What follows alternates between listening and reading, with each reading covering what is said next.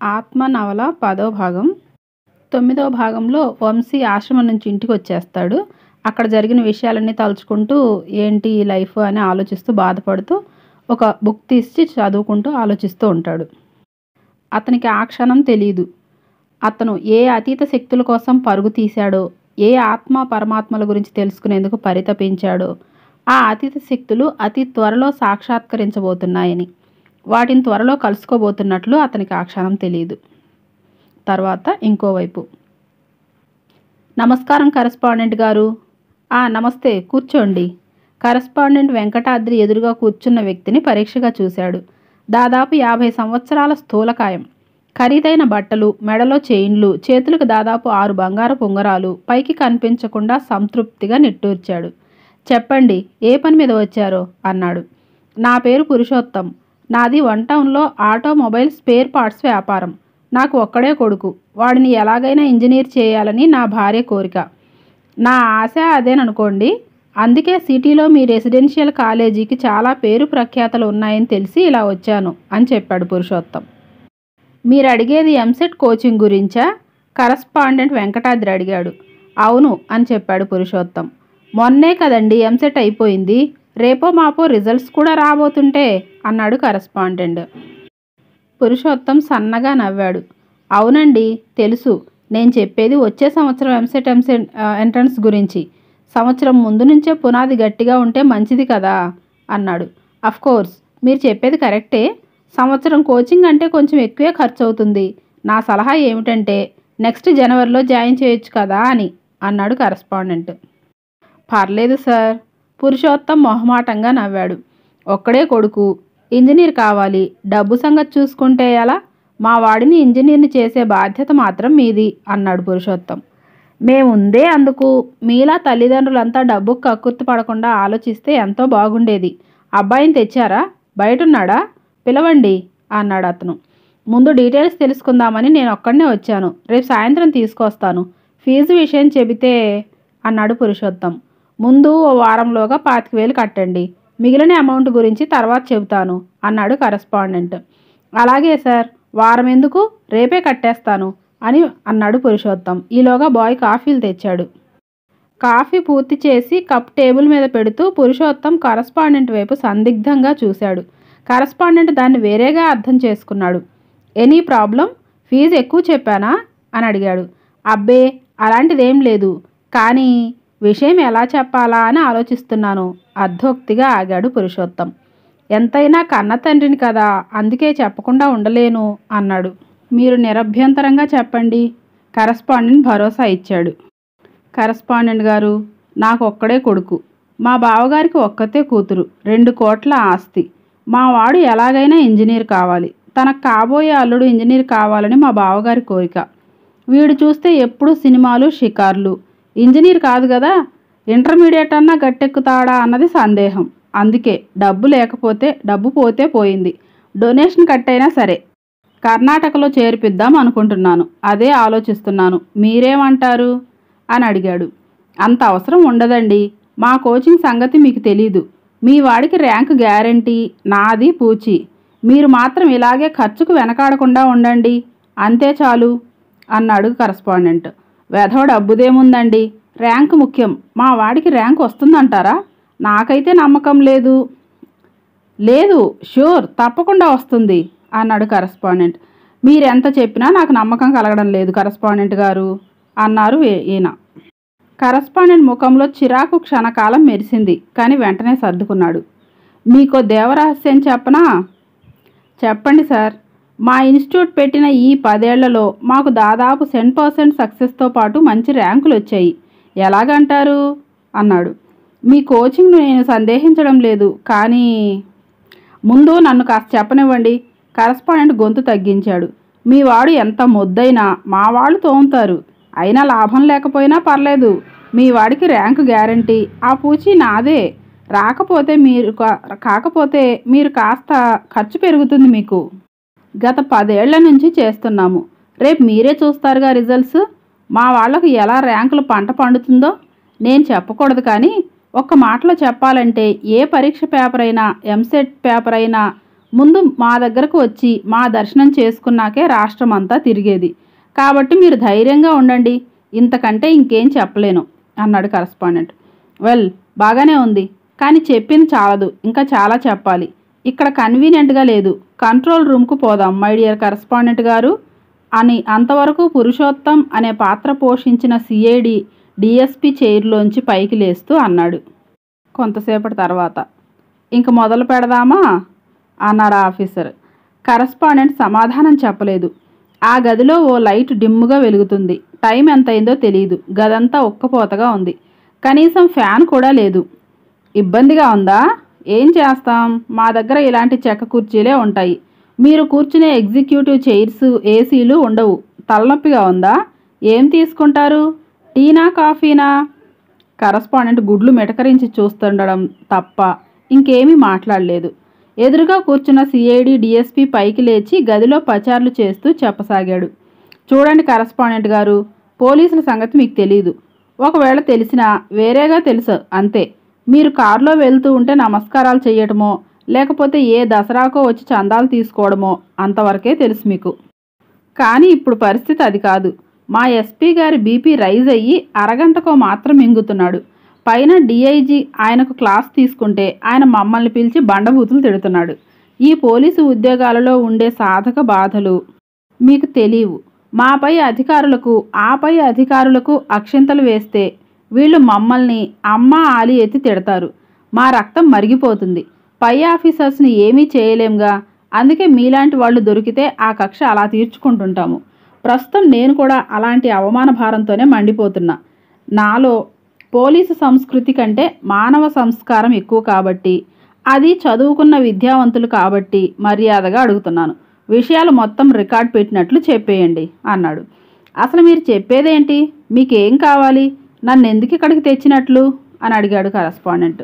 A+B² ఎంతో కనుక్కుందామని డిఎస్పి హేళనగా అన్నాడు. మీ రెసిడెన్షియల్ కాలేజీ తెలివితేటలు చూపించకుండా పేపర్లు ఎక్కడి నుంచి వచ్చాయి, ఎవరు అమ్మారు, ఎంతకు అమ్మారు, ఎవరెవరికి అమ్మారు లాంటి ప్రశ్నలకు మరీ ఆబ్జెక్టివ్లో కాకుండా డిస్క్రిప్ట్లో వివరంగా చెబుతారా అని అడిగాడు. పేపర్లేంటి, రావడం ఏంటి? ఏ పరీక్ష లీక్ అయినట్లు ఇంతవరకు ఏ పేపర్లోనో రాలేదుగా కరస్పాండెంట్ ఆశ్చర్యంగా అడిగాడు. డిఎస్పి అదోలా నవ్వాడు. మరి అదే కొసమెరుపంటే. ఎప్పుడు ఏం జరుగుతుంది? ముందు ఓ 10 రోజులు పేపర్లలో పరీక్ష పేపర్ లీక్ అయ్యాయని దుమారం రేగుతుంది. ఆ తర్వాత ఇంకో 10 రోజులు చర్చలు జరుగుతాయి. ఆ పైన మాకు ఆదేశాలు వచ్చి మేము వచ్చేసరికల్లా మీరంతా యాంటిసిపేటరీ బెయిల్స్ తెచ్చేసుకుని మమ్మల్ని చూసి పళ్ళీకిలిస్తే మేము వెర్రి వెధ వల్ల ఒట్టి చేతులు ఊపుకుంటూ తిరిగి వచ్చేసేవాళ్ళం. అందుకే ఈసారి పగడ్బందీగా ఉచ్చు బిగించాము. ఇంతకు ఏ పరీక్ష పేపర్లు లీక్ అయినట్లు మీరు అనుమానిస్తున్నారు? 10th ఇంటర్మీడియట్టా, ఎంబీబీఎస్సా, ఎంబీఏనా, లేకపోతే పబ్లిక్ సర్వీస్ కమిషనా కరస్పాండెంట్ అడిగాడు. వార్ని, అంటే మొత్తం అన్నీ లీక్ అయిపోయాయా? అంటే అర్థం ఏమిటి? ఏదో ఒక్కటే లీక్ అయితే అదేంటో మీకు తెలుస్తుంది. మొత్తం అన్నీ లిస్ట్ చదివావంటే ఏది లీక్ అయిందని తెలిసిందా అని ఆశ్చర్యపోతున్నావన్నమాట అన్నాడు. అదేం కాదు అంటూ నసిగాడు కరస్పాండెంట్. సర్లే, మాకు అప్పచెప్పింది ఏడిస్తే చాలు. ఈ రాష్ట్రంలో పరీక్షల లీకేజీలు ఆపాలంటే మా సిఐడి వల్ల ఏమవుతుంది? ఏ సిఐఏనో లేకపోతే ఇంటర్పోలో రంగంలోకి దిగాలి. కానీ పాయింట్లోకి వద్దాం. ఎంసెట్ పేపర్లు ఎవరి దగ్గర నుంచి వచ్చాయి మీకు? ఎంత కొన్నారు? డిఎస్పి అడిగాడు. అయితే మిగిలిన పరీక్షల పేపర్లు లీక్ అయిన విషయం బయటకు రాలేదన్నమాట. బ్రతికాం, ఎంసెట్ సంగతి ఒక్కటే తెలిసిందన్నమాట అని మనసులో అనుకున్నాడు కరస్పాండెంట్. పైకి మాత్రం ఇది చాలా అన్యాయం. మాది చాలా పాపులర్ ఇన్స్టిట్యూట్. ప్రతిభావంతులైన లెక్చరర్లు మా విద్యార్థులతో అహోరాత్రులు చదివిస్తూ వార్డెన్ల పర్యవేక్షణలో అకుంఠిత దీక్షతో నిద్రాహారాలు మాని కరస్పాండెంట్ ఇంకా ఏదో చెప్పబోతుండగా డిఎస్పి అరిచాడు. అరే చోప్, నేను అడిగింది నీ కాలేజీ అడ్వర్టైజ్మెంట్ రికార్డు కాదు, ఎంసెట్ పేపర్ల సంగతి. నాకు తిక్క తెప్పించకుండా డీటెయిల్స్ చెప్పేయి అన్నాడు. నిజంగా నాకేం తెలియదు సార్ అన్నాడు కరస్పాండెంట్. నిజంగా నీకేం తెలియకపోవడమే నిజమైతే ప్రతి సంవత్సరము మీ కాలేజీకి ర్యాంకులు ఎందుకు అంత రెచ్చిపోయి వస్తున్నాయి? అదీగాక ఇందాక నాతో దేవరహస్యం అని చెప్పిన దాని సంగతి ఏమిటి? కాబట్టి మా లాఠీలకు పని కల్పించకుండా విషయానికి రావడం మంచిది. ఆ మాటలకు భయంగా ముఖం పెట్టాల్సిన కరస్పాండెంట్ మందహాసం చేశాడు. ఇంకా కొద్దిసేపట్లో మా లాయర్ మీ కంట్రోల్ రూమ్కి వస్తాడు. ఏదైనా ఉంటే కోర్టులో చూసుకుందాం. అందుకని ఇంతసేపు మాటల్లో పెట్టింది అన్నాడు. అంతేనంటావా? ముమ్మాటికి అంతే. అయితే మనం ఉంది కంట్రోల్ రూమ్లో అనుకుంటున్నావా? కాదా? కరస్పాండెంట్ నోరు ఆశ్చర్యంగా తెరిచాడు. కాదు, కనీసం పోలీస్ స్టేషన్లో కూడా కాదు. కరస్పాండెంట్ ముఖం వాడిపోయింది. చూడండి కరస్పాండెంట్ గారు, ఎల్కేజీ పరీక్షలు కూడా పాస్ కాని వాళ్ళను మీరు మేధస్సుతో ఇంజనీర్లను డాక్టర్లను చేస్తూ ఉండొచ్చు. అంత మాత్రాన పోలీసులంటే వెర్రి వెధవలు అనుకోకండి. అరడజను అరటిపళ్లకు కక్కుర్తిపడే పోలీసులు ఉన్నారు. అలాగే ప్రపంచం మొత్తం రాసిస్తామంటే బొక్కలిరగదన్ని ముందు నా కొడక నీ ఇన్కమ్ ట్యాక్స్ లెక్కలు చెప్పరా అని సిన్సియర్ పోలీస్ ఆఫీసర్సు ఉన్నారు. నేను రెండో టైపు. అది మీ దురదృష్టం. నేనేం చేయలేను. కాబట్టి మొదలు పెట్టండి. ఇది ఓ రహస్య ప్రదేశం. మీలాంటి అతి తెలివి తేటలున్న మేధావులు సెర్చ్ వారెంట్ తీసుకుని పోలీస్ స్టేషన్ మీదకు వచ్చేస్తారని తెలిసే ముందు ఈ ఏర్పాట్లు చేసింది. మీ తాలూకు లాయర్లు ఎంత వెతికినా మీ ఫోటో స్టేషన్లోనూ మీ ఆచూకీ తెలియదు. మీ నోటి వెంట వాస్తవాలు వచ్చేదాకా ఎంతకాలమైనా ఇదే పరిస్థితి. కరస్పాండెంట్ ఆఖరి అస్త్రం ప్రయోగించాడు. మీకు తెలియదు నా పలుకుబడి ఏమిటో. క్యాబినెట్ మంత్రి మా కజిను. నీ ఉద్యోగం ఊడకుండా ఉండాలంటే అంటూ అతని మాటలు పూర్తి చేయడం ఇంకా పూర్తి కాలేదు. కెవ్వున అరిచాడు. ఆర్తనాదం చేసుకుంటూ కూర్చున్న చెక్క కుర్చీలోంచి ఎగురుకుంటూ వెళ్ళి ఆ గదిలోని ఓ గోడ గుద్దుకున్నాడు. తల మీద టన్ను బరువున్న సుత్తి బాదినట్లు అయ్యింది. ముక్కులోంచి రక్తం ధారగా కారింది. ఏంట్రా మొదలుపెట్టావు? నీ కజిన్ క్యాబినెట్ మినిస్టరా? అయితే ఏంటి? నువ్వు ఓ లోఫర్ నా కొడుకువి. పవిత్రమైన విద్యతో వ్యాపారం చేసే జాఫర్ నా కొడుకువి. సరస్వతీదేవిని నడి రోడ్డు మీద నిర్లజ్జగా వ్యభిచారం చేస్తున్న దొంగ నా కొడుకువి. రెసిడెన్షియల్ కాలేజ్ పెట్టకముందు నీ బతుకేంటో మాకు తెలియవంట్రా. రోడ్డు మీద ప్లాట్ఫామ్ గడివి, టీ అడుక్కునే బెగ్గర్వి. అలాంటి నువ్వు అకస్మాత్తుగా ఏసీ కారులో 5 స్టార్ హోటళ్లకు తిరుగుతున్నా చూస్తూ నపుంసక వెధవల్లా ఊరుకున్నాంరా. ఎంతకాలం ఊరుకుంటాంరా? డబ్బుతో పేపర్లు కొనేసి మాస్ కాపింగ్ చేయించి తప్పుడు పనులు చేసి మీరు తయారు చేసే ఇంజనీర్లు డాక్టర్లు ఎంత గొప్ప దేశ సేవ చేస్తున్నారో చూస్తున్నాం కదరా. డ్యాములు కూల్చేసి కిడ్నీ బదులు కళ్ళు పీకేసి మనుష్యుల ప్రాణాలతో గేములాడే డకోటా వెధవల్ని తయారు చేసి మీరు దేశం మీదకి వదిలేస్తారా? మీరు నక్సలైట్లు టెర్రరిస్టుల కంటే ప్రమాదంరా. దేశ మానవ సంపదను నిర్వీర్యం నిస్తేజం చేస్తూ ప్రతిభావంతులను పాతాళంలోకి తొక్కేస్తూ దేశ పరువు ప్రతిష్టలను జ్ఞానాన్ని విజ్ఞానాన్ని మీరు భ్రష్టు పట్టిస్తుంటే మేం మ్యాట్నీ షో చూసినట్లు చూడాలంట్రా. చూడకపోతే నీ కజిన్ గాడు, అదే గౌరవనీయులైన క్యాబినెట్ మంత్రి గారు మా ఉద్యోగాలతో ఫుట్బాల్ ఆడతాడా? చివరిసారిగా చెప్తున్నాను, మర్యాదగా చెప్పేసేయి. ఈ రాకెట్లో ఎవరెవరున్నారు ఏమిటన్న విషయాలు బయటికి రావాలి. లేకపోతే నీ బ్రతుకు బంగాళాఖాతంలో చేపలు పీకు తినడంతో ముగుస్తుంది. డిఎస్పి ప్రళయ రుద్రుల్లా రెచ్చిపోయాడు. ఆయన వైపు చూడడానికే వణుకు పుడుతుంది. సిన్సియారిటీ, మానవత్వం పోతపోసిన పోలీస్ ఆఫీసర్లా ఉన్నాడు. కరస్పాండెంట్కు పరిస్థితి అర్థమైంది. పాలిపోయిన ముఖంతో బలహీనమైన స్వరంతో, చెబుతాను, అందరి వివరాలు చెబుతాను, నన్నేం చేయకండి అన్నాడు. ఇంకోవైపు, నమస్తే అంకుల్, బాగున్నారా? పేపర్ చదువుతున్న ప్రసాద్ గారు తలెత్తి చూశారు. లోపలికి వస్తున్న వంశీ కనిపించాడు. హలో వంశీ, రా, హౌ ఆర్ యూ అన్నాడు. ఫైన్ అంకుల్, ఉయ్యాల బల్ల మీద కూర్చుంటూ అన్నాడు వంశీ. ప్రసాద్ గారు వంశీ వాళ్ళ నాన్నగారి ఫ్రెండ్. 2 కుటుంబాల మధ్య మంచి స్నేహాభిమానాలు ఆత్మీయతలు పెనవేసుకునున్నాయి. 15 రోజులకు ఓసారైనా వంశీ వాళ్ళింటికి వెళ్తూ ఉంటాడు. బుజ్జి, పాలు తీసుకురా, వంశీ వచ్చాడు. ప్రసాద్ గారు లోపల వైపు చూస్తూ పెద్దగా చెప్పారు. ఇంకా బుజ్జి పప్పి ఏంటి అంకుల్? లావణ్య రేపో మాపో ఇంజనీర్ కాబోతుంటే. అది నీకు అర్థం కావాలంటే నీకు పిల్లలు పుట్టాలి, వాళ్ళు పెద్దవ్వాలి. ఇలాగే ఓ కుర్రాడు నీ ముందు కూర్చుని ఇప్పుడు నువ్వు అన్నట్లే అనాలి, అప్పుడు తెలుస్తుంది. అది సరే కానీ ఈ మధ్య తెగ టూర్ల మీద టూర్లు వేసేస్తున్నట్టున్నావు. ఎంతవరకు వచ్చింది నీ అన్వేషణ? అన్వేషణ ఏంటి అంకుల్? అదేనయ్యా, నీ దెయ్యాల అన్వేషణ. వంశీ మొహమాటంగా నవ్వాడు. అయినా నీకు ఇదేం పిచ్చయ్యా ఈ వయసులో? ప్రొఫెసర్ సత్యవర్ధన్ ఈ మధ్య ఎక్కడో కలిసి నీ సంగతి చెప్పి మెచ్చుకున్నారనుకో, కానీ నాకు మాత్రం నీ వరుస ఏమాత్రం నచ్చలేదు. మీ నాన్న ఎంత ఫీల్ అవుతున్నాడో అర్థమవుతుందా లేదా నీకు? బుద్ధిగా జీవితంలో సెటిల్ కావాల్సిన వాడివి ఈ అతీత శక్తులు, దెయ్యాలు, మంత్రాలు, భూతాలు వీటి సంగతి ఎందుకయ్యా? వంశీ సమాధానం చెప్పలేదు. ఆయన ఇంకా ఏదో చెప్పబోతుండగా లావణ్య లోపల నుంచి వచ్చి హార్లిక్స్ కప్పు వంశీకి అందించింది. ఏంట్రా ఇలా తయారయ్యావు? వంశీ ఆశ్చర్యంతో లావణ్య వైపు చూస్తూ అన్నాడు. చక్కగా అందంగా ఉండే లావణ్య దాదాపు సగమైపోయింది. కళ్ళు లోపలికి పోయాయి, ముఖం పీక్కుపోయింది, మనిషి బలహీనంగా కనిపిస్తుంది. చెప్పవే, ఏమైంది? ఒంట్లో బాగుండడం లేదా? ఆతృతగా అడిగాడు వంశీ. లావణ్య సన్నగా నవ్వింది. ఏం లేదన్నయ్యా, జనరల్ వీక్నెస్ అంతే అంది. అది కాదులే వంశీ, ఎంసెట్ మహత్యం అన్నాడు. అదేంటి, ఎంట్రన్స్ అయిపోయి చాలా రోజులు అయిపోయిందిగా. అప్పుడేమో పరీక్ష టెన్షన్, ఇప్పుడేమో రేపో మాపో రాబోయే రిజల్ట్స్ టెన్షన్. చివరకు అందుకే ఇలా తయారైంది. ఎంత చెప్పినా వేళకు తిండి తినదు, నిద్రపోదు. నువ్వైనా కాస్త క్లాస్ తీసుకో వంశీ, ప్రసాద్ గారు అన్నారు వంశీతో. అంతేనా? లావణ్య తలూపింది. నీకు టెన్షన్ ఏమిటే? చదవని వాళ్ళకు ఉండాలి కానీ. నీ ఫ్రెండ్స్ చక్కగా ప్రేమదేశాలు, ప్రేమలేఖలు, ఎగిరే పావురాలు చూస్తూ ఉంటే నువ్వు ముక్కు మూసుకుని తపస్సు చేసే ఋషీశ్వరుడిలా యోగిని మాతల పుస్తకాలు ముందేసుకుని ప్రపంచం, తిండి తిప్పలు మర్చిపోయి బీభత్సంగా చదివేశావుగా. ఎంట్రన్స్లో ర్యాంక్ నీకు రాక ఎవరికి వస్తుంది? నిజం చెప్పేది. నువ్వు చెప్పేది నిజమే అన్నయ్య, లావణ్య అంది పేలవంగా నవ్వుతూ. ఇంత కష్టపడి చదివినా తీరా రిజల్ట్స్ వచ్చేసరికి మాలాంటి వాళ్ళకంటే షాపింగులకి, సినిమాలకి తిరిగిన వాళ్ళకే మంచి ర్యాంకులు వస్తున్నాయి. ఏం చూసి ర్యాంకులు ఇస్తున్నారో, ఈ ర్యాంకులు ఎలా వస్తున్నాయో ఆ దేవుడికే తెలియాలి అంది. Is it? ఆశ్చర్యంగా అన్నాడు వంశీ.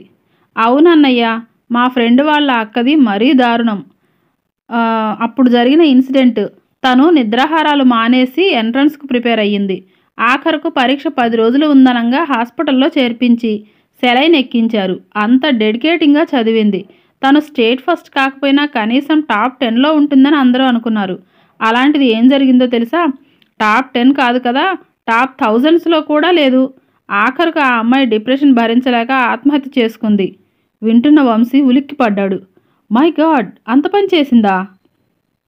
నీకు తెలియదన్నయ్యా, ఎంత నరకం కనిపిస్తుందో. ఆఖరి క్షణంలో అటు ఇటు అయ్యిందంటే జీవితం మీద విరక్తి పుడుతుంది. బ్రతికి సాధించేది ఏముందనిపిస్తుంది. అందుకే రిజల్ట్స్ వస్తుంటే చాలా భయంగా ఉంది అంది. ఏడిసావు. పరీక్ష కంటే జీవితం ముఖ్యం. పిచ్చి పిచ్చి డైలాగులు కొట్టొద్దు. ఏంటే మీరు చింపేసేది? ఐఏఎస్ లాంటి కాంపిటేటివ్ పరీక్షలకే దిక్కులేదు. ఆత్మహత్య చేసుకుందాం అన్నంతగా డిప్రెస్ అయ్యి సాధించేదేమిటే? జీవితాంతం తల్లిదండ్రుల్ని బాధ పెట్టడం తప్ప. ఆడపిల్లంటే ఎలా ఉండాలి? హ్యాపీగా తింటూ తిరుగుతూ నిద్రపోతూ మహాలక్ష్మిలా కలకల్లాడుతూ ఉండాలి. అంతేకాని ఈ నీరసపు ముఖాలేంటి? వారం రోజులు టైం ఇస్తున్నాను. ఆ తర్వాత కూడా ఇలాగే ఉంటే ఊరుకోను. మిస్ ఇండియా కాంపిటీషన్స్కి వెళ్ళే రేంజ్లో తయారవ్వాలి. అర్థమైందా? వంశీ ఫుల్గా క్లాస్ తీసుకున్నాడు. లావణ్య చిరునవ్వుతో తలూపింది, అలాగే అన్నట్లు. ప్రసాద్ గారి ముఖంలో రిలీఫ్ కనిపించింది. మధ్యాహ్నం లంచ్ ఇక్కడే, నీకు ఇష్టమైన చికెన్ చేస్తున్నాము అని చెప్పేసి లావణ్య లోపలికి వెళ్ళిపోయింది వంట ప్రిపరేషన్ కోసం.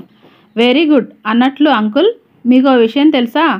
హేలీ తోకచుక్క వెనుక ఓ ఫ్లయింగ్ సాసర్ ఉందంట. దాంట్లోంచి అంతరిక్ష గ్రహవాసులు భూమి మీదకు. వంశీ తన ఫేవరెట్ టాపిక్తో ప్రసాద్ గారిని వాయించడం మొదలుపెట్టాడు ఉత్సాహంగా. ఇంకోవైపు, నమస్తే డాక్టర్ గారు. నమస్తే, కూర్చోండి. ఎవరు మీరు? నా పేరు ప్రత్తిపాటి పరాంకుశం. సిటీకి దగ్గరలో ఉన్న గ్రామం మాది. కర్ణాటకలో ప్రత్తి పండిస్తూ ఉంటాను. మీ సహాయం కోసం వచ్చాను చెప్పాడా వ్యక్తి. నా సహాయం కోసం వచ్చారా? ఆశ్చర్యంగా అడిగాడు. అవునండి, నాకు ఒక్కతే అమ్మాయి అండి. దాన్ని ఎలాగైనా డాక్టర్ని చేయాలని చచ్చిపోయిన దాని తల్లి, అదే నా పెళ్ళం ఆఖరు కోరికగా కోరిందండి. అందుకే తమరు ఎంత ఖర్చైనా మా అమ్మాయిని డాక్టర్ని చేయాలండి. భారీగా ఉన్న ఆ మధ్య వయస్కుడు రెసిడెన్షియల్ కాలేజ్ డైరెక్టర్తో అన్నాడు. ఎంసెట్ కోచింగా? ఇంకా చాలా టైం ఉందిగా. అట్లా అంటారేంటండి? దుక్కి దున్నాలి, విత్తనాలు వేయాలి, ఇంకా చాలా పనులుంటాయి కదా. పంట బాగా పండాలంటే కష్టపడాలి కదా. అట్లానే ముందే బాగా తర్ఫీదు ఇచ్చేస్తే బాగుంటుంది. ఎంత ఖర్చైనా పర్లేదు అంతేనంటారు అన్నాడు డైరెక్టర్. ఖచ్చితంగా అంతే. మా అమ్మాయి డాక్టర్ అయిపోవాలి అంతే అన్నాడు. ఎంత ఖర్చైనా పర్లేదన్నమాట. పర్లేదు. ఏమాత్రం అవుతుందంటారు ఇంతకీ? మనలో మనమాట. ₹1,00,00,000, జస్ట్ ₹1,00,00,000. ₹1,00,00,000 ఆ వ్యక్తి నోరు తెరిచాడు. ఏందండి మీరు చెప్పేది? ఎంత చదువుకోకపోతే మాత్రం డాక్టర్ చదువుకి ₹1,00,00,000 చాలండి సంబడం విసుక్కున్నాడు గుండె రుద్దుకుంటూ. ₹1,00,00,000 మాకేం మిగలదండి, చాలా ఖర్చు అవుతుంది. పేపర్లు కొనాలి, సెంటర్లో ఇన్విజిలేటర్లను కొనాలి, ఇంకా చాలా చాలా ఖర్చు ఉందండి. మమ్మల్ని ఏం చేయమంటారు? అయితే మాత్రం ₹1,00,00,000 నాతో హాస్యాలు ఆడుతున్నారా? మీతో హాస్యాలు ఎందుకు ఆడతాను కానీ మనం కంట్రోల్ రూమ్కి బయలుదేరదామా? కంట్రోల్ రూమ్ ఏమిటి? నన్ను ఇంట్రాగేషన్ చేయడానికి ఆఫీసర్ గారు, డైరెక్టర్ తాపీగా అన్నాడు. ఎదురుగా ఉన్న డిఎస్పి ఉలిక్కిపడ్డాడు. రెసిడెన్షియల్ కాలేజ్ డైరెక్టర్ చిరునవ్వు నవ్వాడు. కంగారు పడకండి సార్, మీరు పోలీసు ఆఫీసర్ అని తెలుసు. నేను మీకు సహకరించడానికి సిద్ధంగా ఉన్నాను. డిఎస్పి పట్టరని ఆశ్చర్యంలో డైరెక్టర్ వైపు చూశాడు. నేను పోలీస్ ఆఫీసర్నని తెలిసి నాతో అలా ఎందుకు మాట్లాడినట్లు? వాస్తవాలు మాట్లాడాలని. అంటే? ఆయన భ్రుగుటి ముడిపడింది ప్రశ్నార్థకంగా. డైరెక్టర్ నిర్లిప్తంగా నవ్వాడు. ఎంసెట్ విషయంలో పోలీస్ ఇన్వెస్టిగేషన్ మొదలయ్యిందని ఈ పాటికే తెలిసిపోయింది సార్. అందరూ సిద్ధంగానే ఉన్నారు. తప్పించుకోవచ్చు, ఎంతైనా అంతరాత్మ ఒప్పుకోవడం లేదు. అందుకే అప్రూవర్గా మారిపోదాం అనుకుంటున్నాను. ఎంత డబ్బు కోసం గడ్డి తింటున్నా ఏదో ఒక చోట జీవితంలో ఫుల్ స్టాప్ పెట్టాలి కదా సార్. అందుకే నేను వాస్తవాలు చెప్పాలనుకుంటున్నాను అన్నాడు డైరెక్టర్. ఏమిటవి? ఆశ్చర్యంగా అడిగాడు డిఎస్పి. నేను ఇలా చెబుతున్నానని వేరేగా అనుకోకండి. చేసిన తప్పును సమర్థించుకోవడానికి చెప్పడం లేదు, పరిస్థితి చెబుతున్నాను. ఇప్పుడు ఏం జరుగుతుంది సార్? మీ పోలీసులు మమ్మల్ని అరెస్ట్ చేస్తారు. కనీసం ఆ తర్వాతన్నా మేము బెయిల్స్ మీద బయటకు వచ్చేస్తాం కదా. కేసు కోర్టులో నడుస్తూనే ఉంటుంది. ఈలోగా ప్రపంచం మర్చిపోతుంది, మళ్ళీ మామూలే. మేమంతా పెద్ద మనుషులం అయిపోతాం. ఇదంతా ఎందుకు చెబుతున్నానో తెలుసా? ఒకప్పుడు నేను కోచింగ్ సెంటర్ పెట్టి నిజాయితీగా నడిపితే ఎవ్వరూ రాలేదు. ర్యాంకులు ఎటొస్తే అటు పరుగులు పెట్టారు. అందరికీ తెలుసు, అయినా ఎవ్వరూ పట్టించుకోలేదు. ర్యాంకులు ముఖ్యం. పేపర్లు కొన్నా, మాస్ కాపీయింగ్ చేయించినా ఎవరికీ పట్టదు. ర్యాంకులు మాత్రం ముఖ్యం. మా దగ్గరకు వచ్చే తల్లిదండ్రులు మా పిల్లల్ని కష్టపడి చదివించమని అడగరు.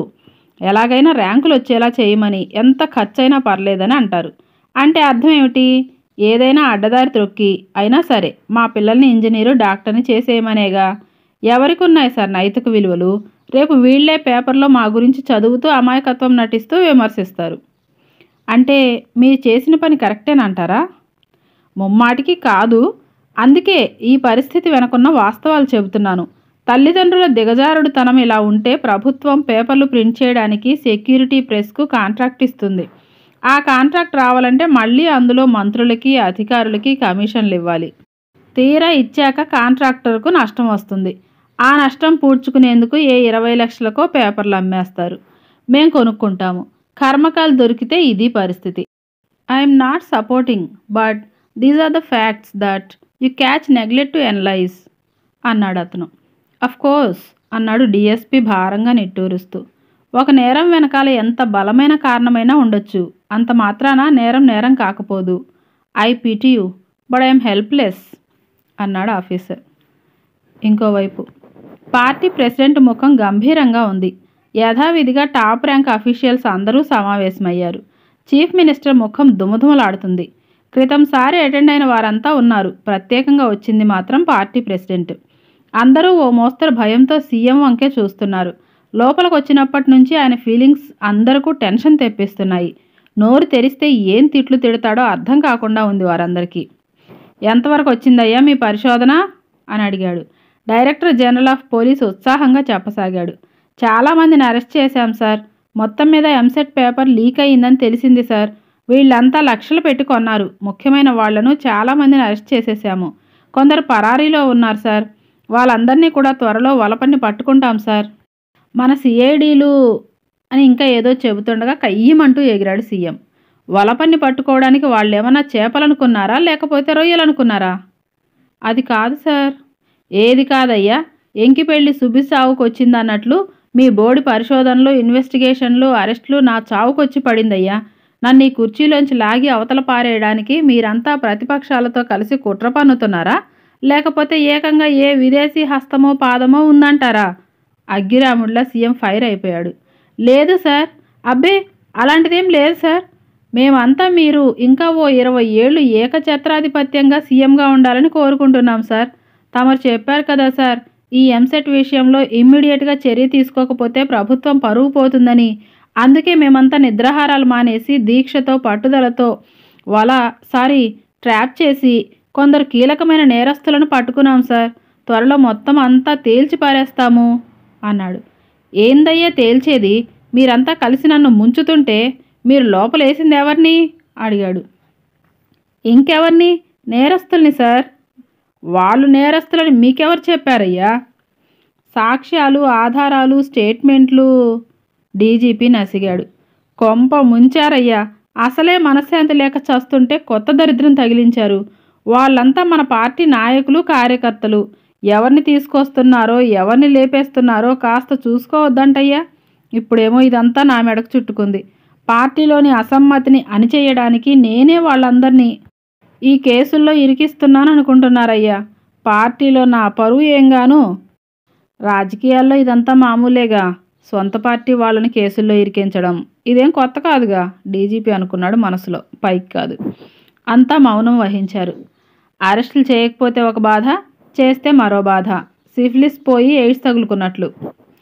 అలా గాంధీ గారి కోతుల్లో పోజులు ఇస్తే కాదు. చెప్పండి, గౌరవనీయులైన మన పార్టీ అధ్యక్షుల వారికి ఇందులో నా ప్రమేయం ఏమీ లేదని చెప్పండి. వారికి నా మీద కలిగిన సందేహాన్ని తుడిచివేయండి. పార్టీ పట్ల నాకున్న విధేయత గురించి వివరించండి అన్నాడు సీఎం. సెక్రటేరియట్ సీఎం ఛాంబర్లో ప్రెసిడెంట్కు ఏం పని? మన పార్టీ ప్రెసిడెంట్ ఏంటి? మేం పార్టీ సభ్యులం కాదు, ప్రభుత్వాధికారులం. మేం సీఎంకు జవాబుదారీ కానీ మీ బోటి పార్టీకి, దాని అధ్యక్షుడికి కాదు అని ఎవరూ అనలేదు. ఎందుకంటే వాళ్ళంతా మేధావులు, ఇంకా చాలా చాలా స్వంత పనులు చేయించుకోవాల్సిన వాళ్ళు. ఈలోగా వాళ్ళని రక్షించడానికా అన్నట్లు పార్టీ అధ్యక్షుడు గొంతు సవరించుకున్నాడు. చూడండి ఆఫీసర్లు, మీరు చాలా పెద్ద తప్పు చేశారు. పార్టీలోని ముఖ్యమైన నాయకుల్ని, వాళ్లకు సంబంధించిన వాళ్ళని తీసుకొచ్చి మూసేశారు. మీరు మా పరిస్థితి కూడా ఆలోచించాలి. మా కుర్రాళ్ళు చాలా ఆవేశంగా ధర్నాలు, బందులు అంటున్నారు. వాళ్లను సర్దేసరికి తల ప్రాణం తోక్కొచ్చింది. పైగా ఇదంతా సీఎం దగ్గరుండి చేపిస్తున్నాడని పార్టీలో ఓ వర్గం బలంగా నమ్ముతుంది. మాకు మధ్య స్పర్ధలు మొదలై ఆఖరకు ప్రభుత్వమే పడిపోయేటట్లుంది. దీనికి మీ సంజాయిషీ ఏమిటి అని అడిగాడు. డీజీపీకి తన మీద తనకే జాలేసింది. ఈ సోకాల్ పార్టీ అధ్యక్షుడిని కొంతకాలం క్రితం రోడ్డు మీద ధర్నా చేస్తుంటే తీసుకెళ్లి లోపలేస్తే 2 రోజులు బెయిల్ ఇచ్చేవాడే రాలేదు. అలాంటి వాడు ఇప్పుడు సీఎం ఛాంబర్లో కూర్చుని ఐపీఎస్ ఆఫీసర్స్ అయిన తమ డ్యూటీ తాము చేస్తే ఏదో నేరం చేసినట్లు నిలదీస్తున్నాడు. బ్లడీ రాజకీయం. ఏదైనా జరగవచ్చు. ఇంతకంటే నీచమైన సందర్భాలు రావచ్చు. దేవుడా రక్షించు నా దేశ ప్రజల్ని, ఇది మనసులోనే అనుకున్నాడు ఆయన. ఈ ఎంసెట్ ఎంట్రన్స్ విషయం చాలా దారుణమైన విషయం సార్. అందుకే లోతుగా పరిశోధించి అరెస్ట్ చేయక తప్పలేదు సార్. అసలు అరెస్ట్ అంటూ చేయకపోతే ప్రజలకు ఈ విషయం తెలిస్తే మరింత అలజడి రేగుతుంది. అరెస్ట్లేగా, ఎవరో ఒకరిని లోపల వేయడమేగా కావాల్సింది.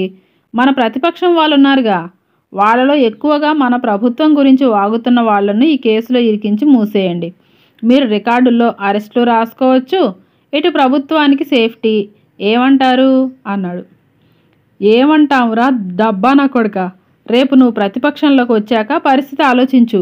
ఇంటెలిజెన్స్ డీఐజీ అనుకున్నాడు మనసులోనే.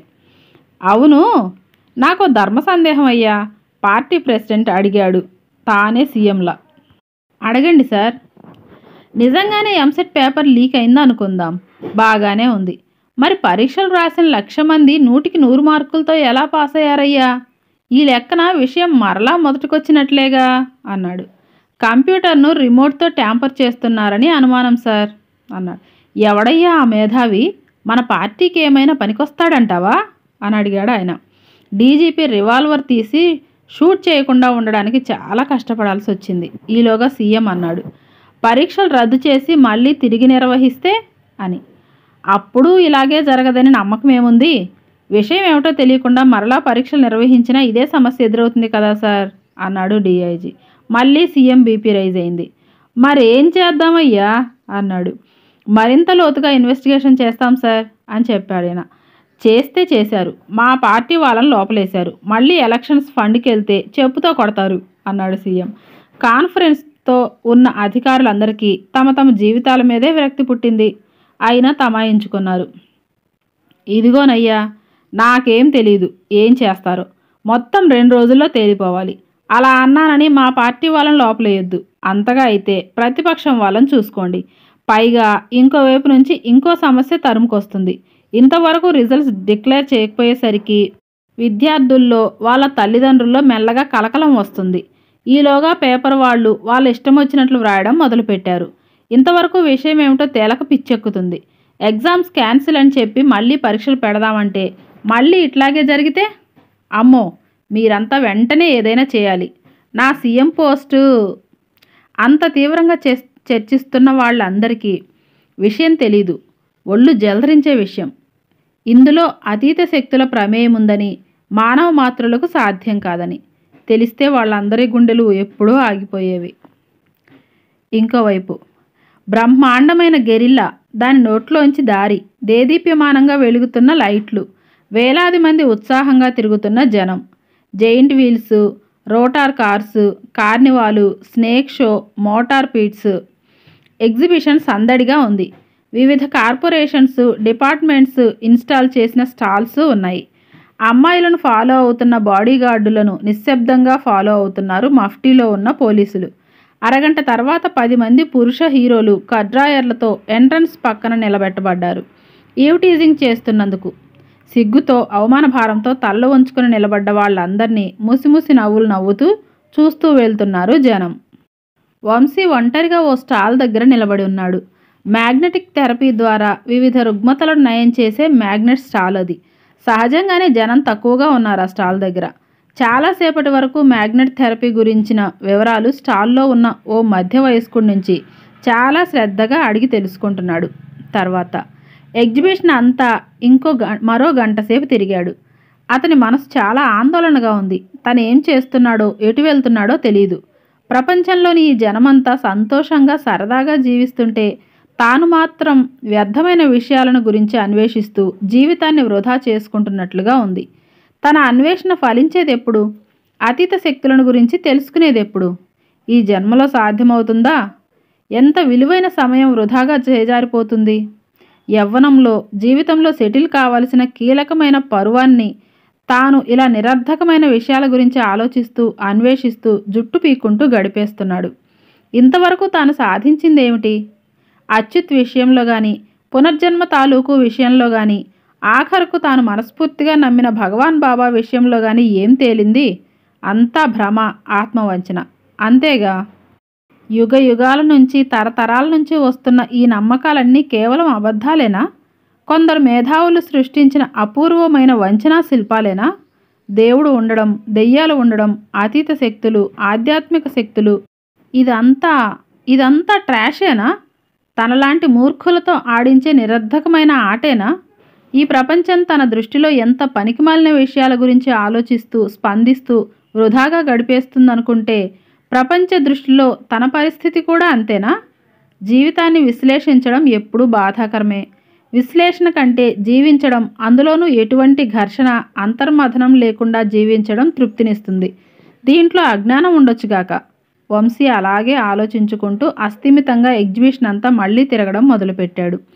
వంశీ ఎంత మదనపడ్డా ఓ విషయాన్ని మర్చిపోయాడు. అదేమిటంటే సమయం ఆసన్నం కావడం. కొంచెం తేలిగ్గా చెప్పాలంటే టైం రావడం. ఎన్ని యాగాలు చేసినా, ఎంత తపస్సు చేసినా, ఎంత చదివినా, ఎంత సాధన ఆచరించినా టైం రానిదే వాటి తాలూకు ఫలితం అందదు. మళ్ళీ టైం రావడం అన్నది కర్మ సిద్ధాంతం మీద ఆధారపడి ఉంది. వంశీ తాలూకు టైం ఇప్పుడొచ్చింది. చిన్నప్పటి నుంచి సంవత్సరాల తరబడి మదనపడ్డ అతీత శక్తులను గురించి తెలుసుకునే టైం వచ్చింది. వంశీ? అతను ఆశ్చర్యంగా వెనక్కి తిరిగి చూశాడు. తనకు తెలిసిన వాళ్ళు ఎవరూ కనిపించలేదు. ఎవరు పిలిచింది అర్థం కాలేదు. తిరిగి వెనక్కు తిరగతుండగా వినిపించింది మళ్ళీ వంశీ అని. ఓ వృద్ధుడు 100 అడుగుల దూరంలో నిలబడున్నాడు. వయసు 80 సంవత్సరాలకు పైనే ఉంటుంది. అయినా దృఢంగా ఉన్నాడు. స్వరంలో అదోలాంటి ఆకర్షణీయమైన మయమరుపుతో కూడిన పిలుపు. కళ్ళు మెరుస్తూ వంశీ వంకే చూస్తున్నాయి. దాదాపు 6 అడుగుల ఎత్తు, ముతక బట్టలు, ఏపుగా పెరిగిన గడ్డం మీసాలు. ఎవరు మీరు నా పేరు మీకెలా తెలుసు?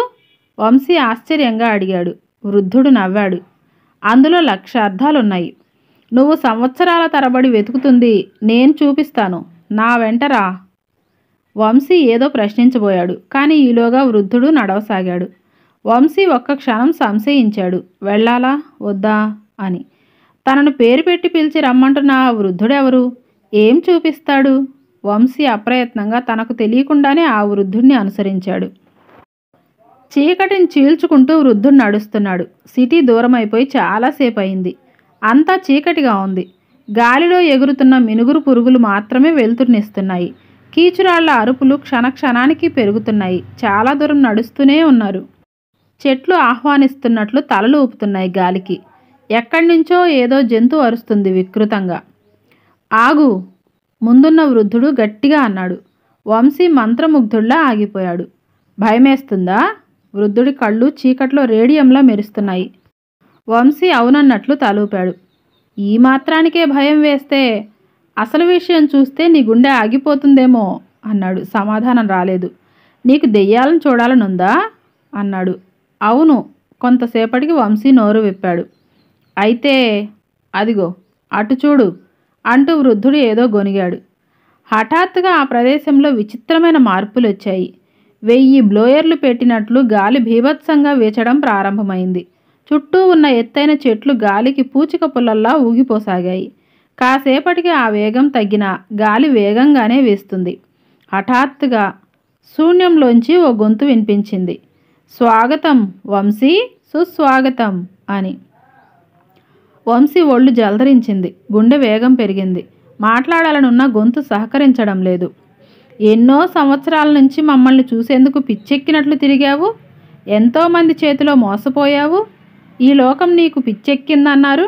ఎన్నో బాధలు పడ్డావు. అయినా పట్టు వదలకుండా అన్వేషిస్తూనే వచ్చావు. నీ పట్టుదలకు దీక్షకు మెచ్చి నీకు కనిపించేందుకు మేము నిర్ణయించుకున్నాం.